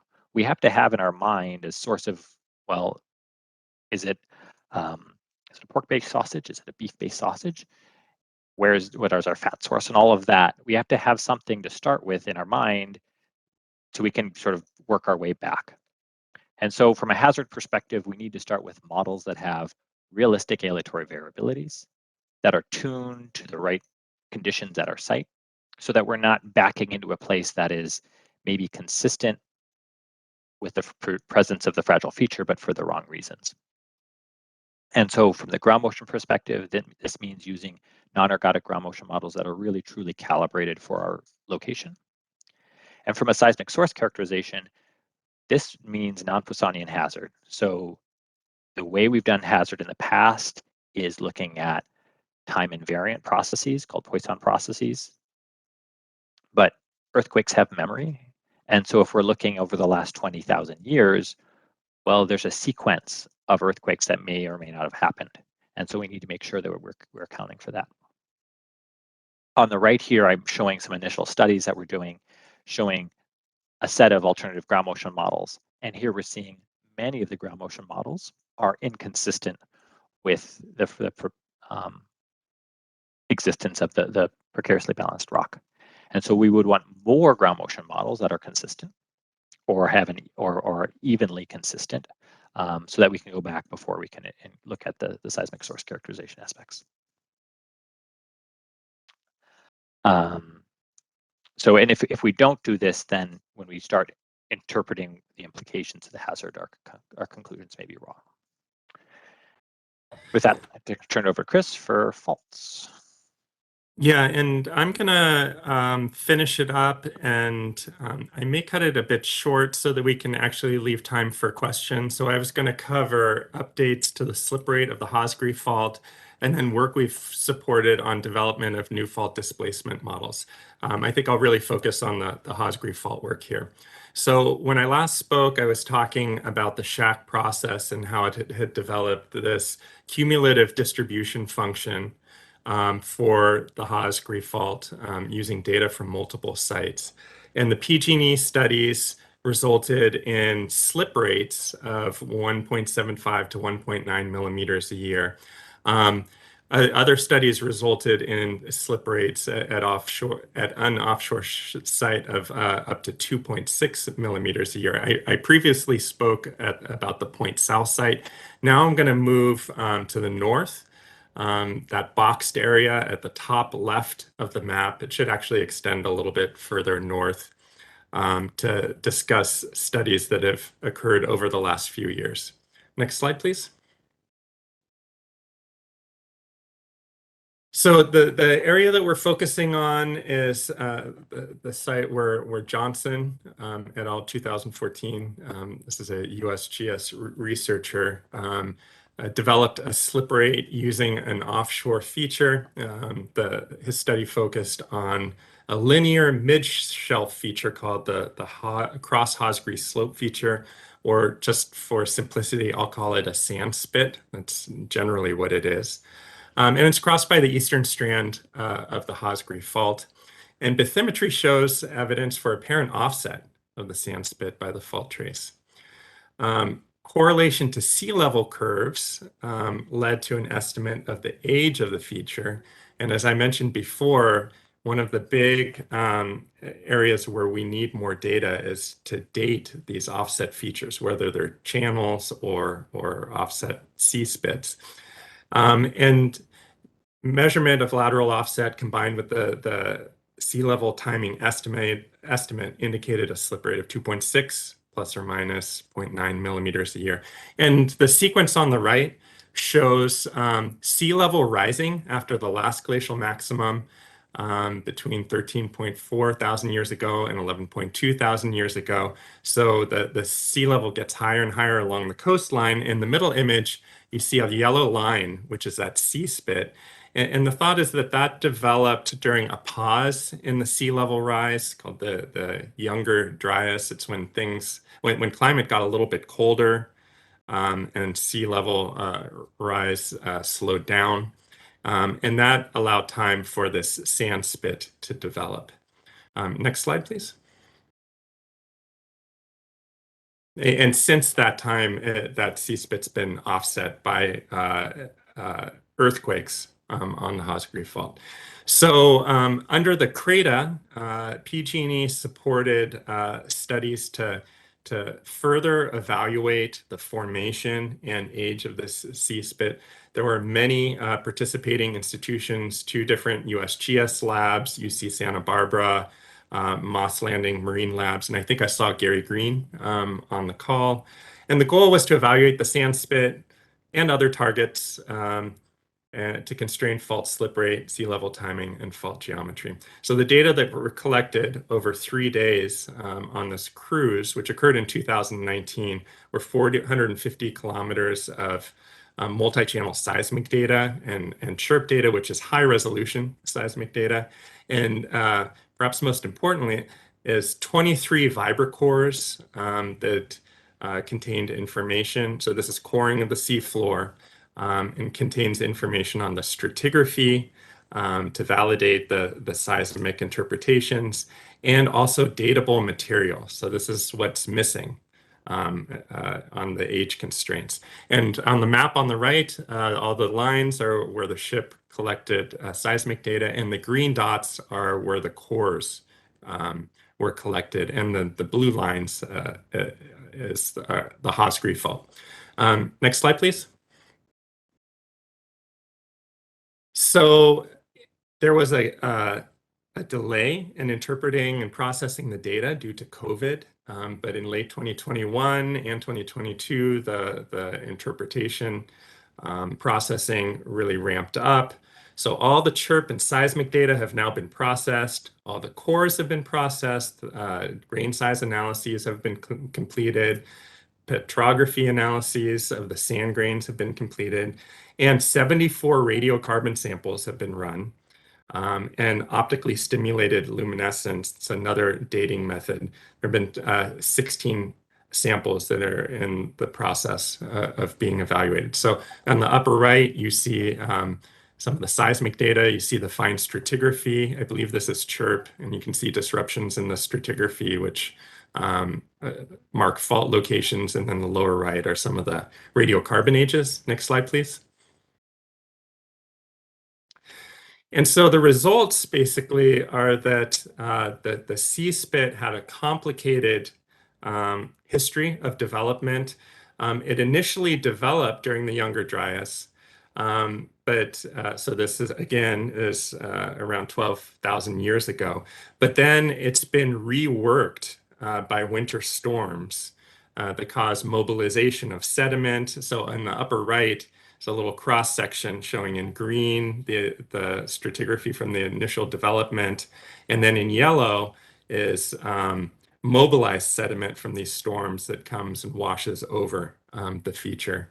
And for the Hosgri slip rate, preliminary analysis suggests that the OSL and radiocarbon dates, well, the slip rates generated using the OSL and radiocarbon dates are consistent with past slip rates. So there's no big surprises, but it really improves the earlier estimates because it provides actual dating of one of these offset features.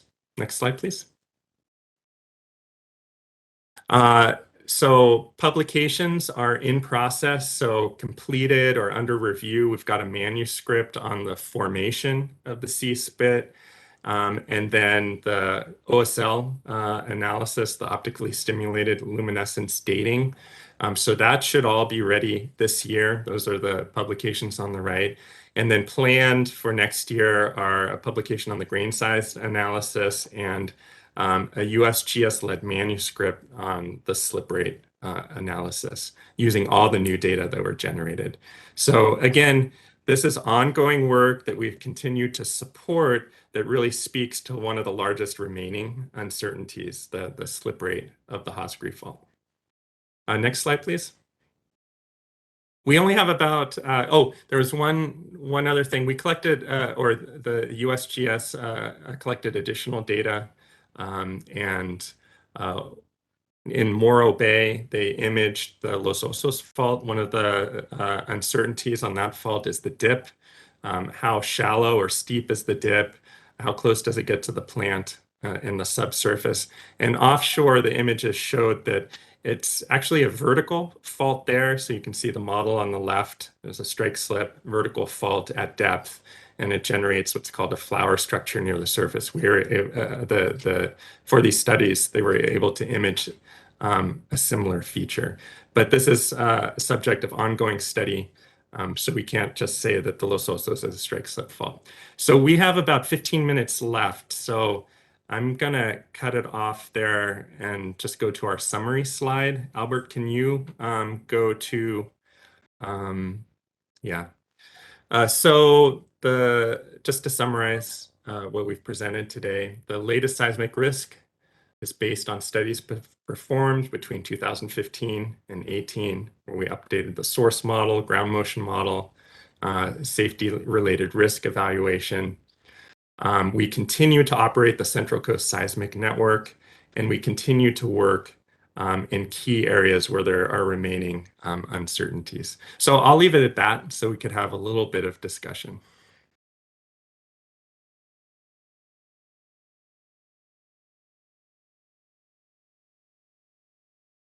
So we'll turn it back over to you, David, and looking forward to any questions that come up.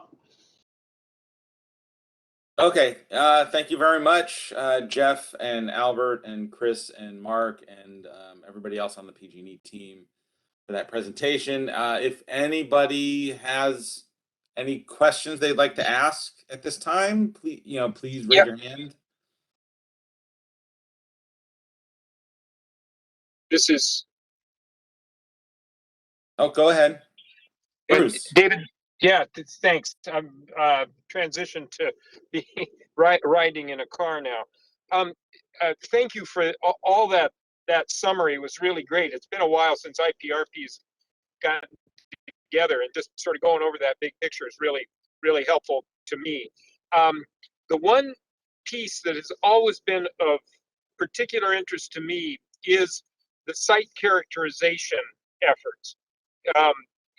We look at the tornado diagram, and obviously the site response is the key source of uncertainty, the biggest source of uncertainty. And in your presentation today, and I remember it from the last IPRP meeting as well, the fragile geologic features interesting as providing a bounds to some of these parameters. But what really interests me is what the effort is to further characterize the physical properties of the site and then model the response for different, paths, amplitudes, source characteristics, and the like. And I was hoping perhaps in a future IPRP meeting we could hear a little bit more from PG&E about that effort, because that seems to me to get right at the specific physical issues rather than using, if you would, proxy data from some other sources. Hi, Bruce. This is Albert Kotke. I think that's a good idea to talk about it. We can talk about it more in the future. I would just note that when we came up with the ground motion at Diablo, there were sort of two approaches that were used. One was an analytically driven approach that used velocity models developed from characterization at the plant. And the other was an empirical model using the very limited set of observed earthquakes recorded at the instrumentation at the site as well. And so that's typically you don't have the observational component when you're developing site response models. And the models actually, the analytical and observational models compare quite well. And both of those were used to basically define the GMRS, the ground motion response spectrum. Right. But we could get into the details of that in the future. I would, because, yeah, I'm sorry to interrupt. The audio's maybe a little bit delayed, but my recollection, and this must be an IPRP meeting from 5 or more years ago, so the memory's a little bit hazy. But the one focus of discussion was the fact that, as I remember, you only had 2 observed earthquakes at the site, and there was a lot of discussion as to how, obviously, how generally that characterized the site, or or not. And the other thing I remember is that there was some, how shall I say, disconnect, some conflict between some sets of measures of physical properties in I believe it was borings or wells that had been logged, and the results of, I think it was refraction surveys that were trying to characterize the physical parameters from seismic exploration techniques. And again, I don't have notes in front of me, and 5-year-old memories are, to be branded with an asterisk, I suppose. But that always seemed to me to be the key question to resolve, was resolving the inconsistencies between those various sets of data, and talking about how one might expand the observational approach to have a statistically significant set of observations, and so to understand more about where we are in making progress, or where you are in making progress on that, again focused right on the top of the tornado diagram and those uncertainties. Yeah, I think that, so, whenever we do velocity measurements, depending on the method, we get different answers. And that's just the nature of different methods like surface wave or downhole or right. They're just telling. And so that always comes into it. And, the challenge is it's actually a pretty quiet seismic area. And so there isn't really, there aren't a lot of events that are providing enough high frequency energy and strong enough that we can really process. I think we're moving towards more Fourier spectra based approaches, and we might be able to use more small magnitude data. But even at the Double Rock site, where we have very sensitive equipment in, we've had it there for 4 years and don't really have anything that's very sizable that is going to provide us with any high frequency information, which is the stuff that can actually damage the plant. Yes. So it's a bit of a challenge, and I think that would be a good idea that we can get into details more on another. Absolutely. So appreciate that. And what you're speaking to is the very biggest challenge we have in dealing with probabilistic assessment, which is we're talking about very low likelihood events that have very large impacts. And so exactly by definition, the things that we could use to try to improve our understanding don't come around very often. I get that.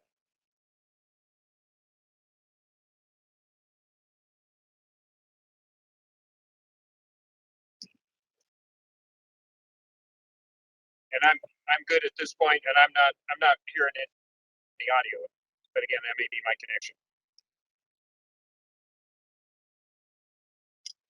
No, thanks, Bruce. I'll leave the mic open for anyone else who might want to ask a question or chime in. This is Sam Blakesley. I was just trying to follow up on Bruce's comment/question about the availability of wellbore data to ascertain the vertical velocity field throughout the site, not just at 1 or 2 locations. Could someone update me on how many such wellbores have been recently drilled and what new measurements have been acquired to create a more robust statistical data set of velocity fields in the area in direct proximity to not just the reactor, but of the other sites that maybe are important for safety equipment? What wellbore work has been done recently? I think that I'm following up to see if there's maybe a more detailed answer, which I think was part of Bruce's question.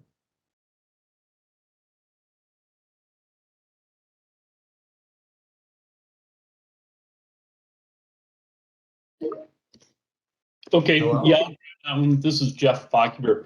So no additional deep borings, any kind of borehole geophysics around the plant has been done. We currently are assessing a greater than Class C waste storage facility up the canyon. that would be related to decommissioning. And we have some borings and borehole geophysics in that, but it's a different condition than the plant foundation. Okay. A follow-up question on the slip rate analysis. And I apologize, I know I'm a little, I had to log on late and I may not be as current as I would like to be. But another source of estimation of slip rates can be found using magnitude frequency relationships, looking at earthquake data. You'll remember Hardebeck did a nice study that included some of that work when the shoreline fault was discovered. Could someone talk about the degree to which the magnitude frequency relationship estimates of slip rates are or are not consistent with these inferences from the measurements offshore?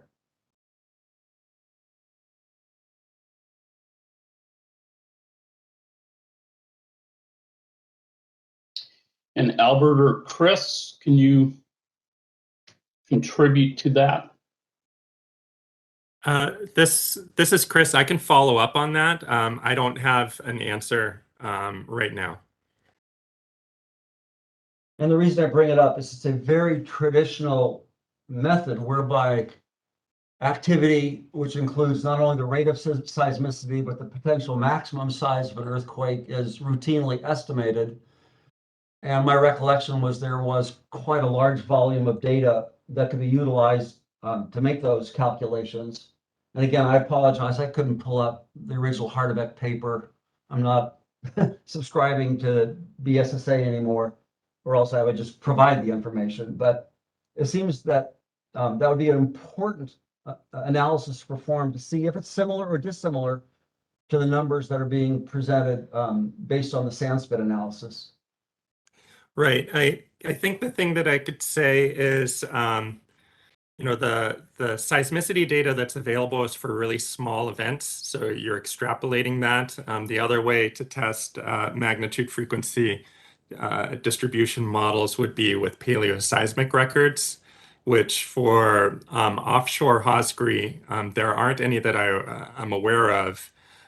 There is onshore paleoseismic records to the north, but no new work has been done on that.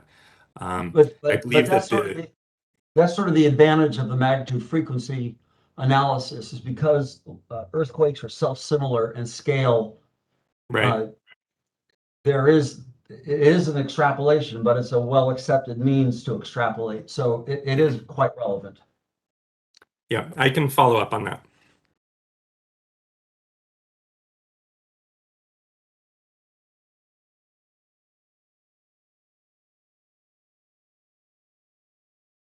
Okay, well, thank you. We're nearing 4 p.m., so I don't want to keep anyone longer than we need to. Before we head out, I just wanted to, typically these meetings are on about a twice a year cadence. We've been less than that in recent times for a variety of reasons, but I think we benefit from trying to get back to that twice a year frequency. And so what I'm going to look to do is, since Bob Budnitz, who I don't think is on anymore, but since I'm on. Oh, you're on. Okay. Since the safety committee is meeting in February, I'd like to make sure that we meet not too long after their meeting. Since maybe I'm guessing that we'll have a little more information after their next meeting, as to where we fit in the puzzle for their work. And so right now I'm going to tentatively look to schedule something in March. So if everybody on the IPRP could kind of keep an eye out for an email from me trying to pin down a date in March. I figure if we do it soon and get it on our calendars, and we'll actually have the next meeting in a reasonable amount of time, and we can kind of see where SB 846 goes in the next several months, and where the Diablo Canyon Independent Safety Committee moves to in terms of its work, and where we fit in all of that. And so I'll be contacting everybody to set up the next date.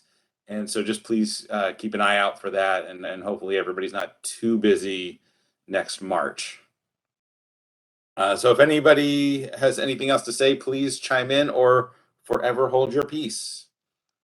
This is Bob Budnitz from the Diablo Canyon Independent Safety Group. Can I ask a technical question, I hope? Sure, go ahead. Yeah, well, sure. Thank you. I knew I could. I want to pose to the PG&E people the following question. It's very important to understand how frequently or infrequently these very large earthquakes come around. That's the nature of the hazard. But a crucial piece of the hazard is the frequency spectrum of the energy as it comes to the site and then into the buildings. And the reason I'm asking this question is the following. When nuclear power reactors were designed in the 70s and 80s in the eastern US, they used a kind of a standard spectrum that had been based on the best information of the time. And that spectrum was used to design most of those plants. Then information was gathered from seismic networks in the East over the next 30 years. And by about a decade ago, it became clear to everybody that the standard spectrum of earthquake frequencies, I'm talking about the difference between 1 hertz, 5 hertz, and 15 hertz in the energy that's coming into the building, that they were wrong, and that in fact, all over the East, the very biggest earthquakes were enriched in the higher frequencies, 15, 20, 25 hertz, compared to what they had thought in the 70s and 80s. And a major reevaluation was done of all those nuclear reactors back there and other facilities too, like refineries, because that high frequency motion, which was enriched compared to what they thought before, affects equipment in a different way. Well, that finding wasn't true in coastal California. It was situations back in the East. But I want to ask the question in the context of that. That is, the seismic studies done a decade ago, which I studied and which were cited here, have a certain frequency spectrum. There's a certain amount of energy at 2 hertz and also at 7 hertz and at 15 and at 30. And that spectrum of energy has a critical role to play in the response of the plant, because of course structures are sensitive to the low frequencies and electrical equipment is sensitive to the higher frequencies and piping somewhere else. And so here's my question. Compared to the understanding a decade ago, or whenever the Shack studies were done, a little less, of that frequency spectrum, is there anything new in the most recent information that you've been gathering or that you know about that would tell us that the frequency spectrum of the energy coming into the site and then ultimately coming into the building is somehow different than we thought? And therefore, that perhaps the capacity or fragility of buildings or structures or electrical equipment or pumps or valves or whatever would have to be reassessed based on that spectrum. I'm not talking about the likelihood of the earthquake, but I'm talking about its frequency content. Is there anything new? I'll pose that to Jeff and Albert and so Bob, the short answer is no. So what you're talking about. I've been looking and didn't think so, but I'm not up to date. Go ahead. So we funded worked with UC Berkeley and UCLA and EPRI and Pacific Engineering Analysis to look at high frequency attenuation parameterization called the kappa on some stations out in the eastern US and along the St. Lawrence Seaway to try and, because they had very low kappa values, and we were trying to understand. So kappa is that slope that defines how much high frequency energy there is in a ground motion. Yes. And we were looking at the importance of site amplification in extracting that parameter. And the process that was used in the Diablo Shack is the same process that is used in other nuclear plant evaluations today. We used local ground motions to try and measure what that high frequency decay is and make sure that our site response models are capturing that and providing adequate amount of the high frequencies. So that high frequency is a really fundamental part of site response, and we treat it very carefully. And all the information we have is that what we have done is consistent. And I think that there's, but it is one of the areas that we continue to work on. We have projects working on high frequency attenuation right now, in fact. So. Okay, so let me just play this back. You, at least based on what you just said, don't think that there's any need to reevaluate the input that goes into the seismic capacity and fragility calculations that are done, based on anything in the last, well, 5 or 10 years. I think. I mean, if there's anything documenting that would be, even, you know, it's hard to document a negative result, but anything that's documented like that could be made available would help our evaluation, just so that we can have confidence in that. You know, I think that the biggest, from a ground motions perspective, you know, we haven't gone. There have been no new catalogs and no new ground motion models that really change what was done with the common form approach. And the non-ergodic motions have advanced and matured in the last several years, but they're still been relatively untested and need more testing and support from the community before we apply them in for such a facility. I mean, what the researcher would need is what none of us want, which is a great big earthquake. Yeah. I mean, that you know, we get a lot of data, but none of us want that. And in the absence of that, I guess you're saying there's just not enough to make much difference. Thank you. Thanks. Yeah, so David, I'm going to have a closing comment from the PG&E team here. So thank you, everybody. Really appreciate your interest. We had some good questions and input that we'll wrap in to our next agenda. So we have some good topics that we could focus on.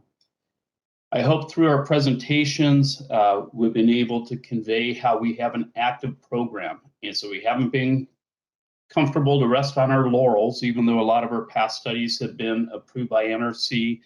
We continue to study and actively engage research to further reduce our uncertainties in key areas. It's probably one of the best characterized nuclear plant sites worldwide and along reach of California coast, but we continue to probe. And we really appreciate the IPRP input that you've had and also the DCISC, because it helps us keep moving forward and, you know, bring in some good aspects of information or considerations how we apply the information. So thank you, David. Really appreciate it. Thank you, PG&E team.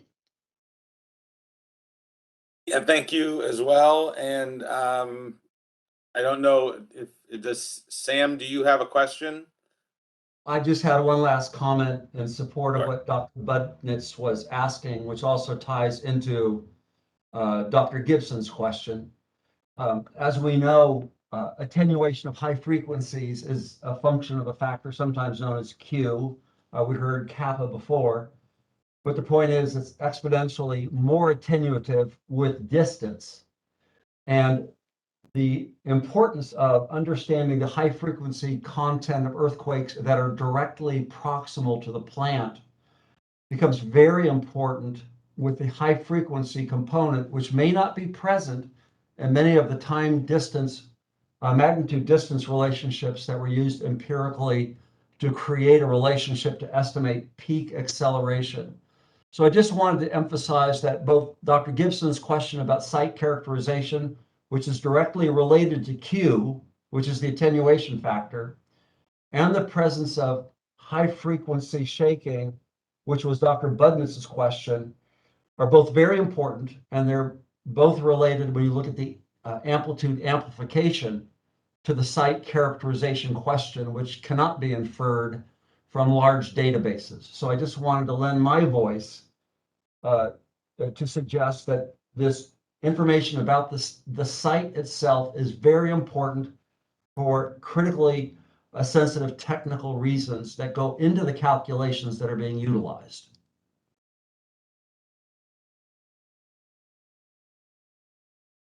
Thank you to everybody. And with that, since we're about 10 minutes over, I'm going to adjourn the meeting. And if you have any additional questions, please feel free to email me. I would assume everybody has it just from the invitation to the meeting, but I'm just putting it in the chat box right now, just to be safe. So again, thank you everyone, and looking forward to seeing everyone again at the next meeting, hopefully in March. Thank you, David. Thank you, David. Bye-bye.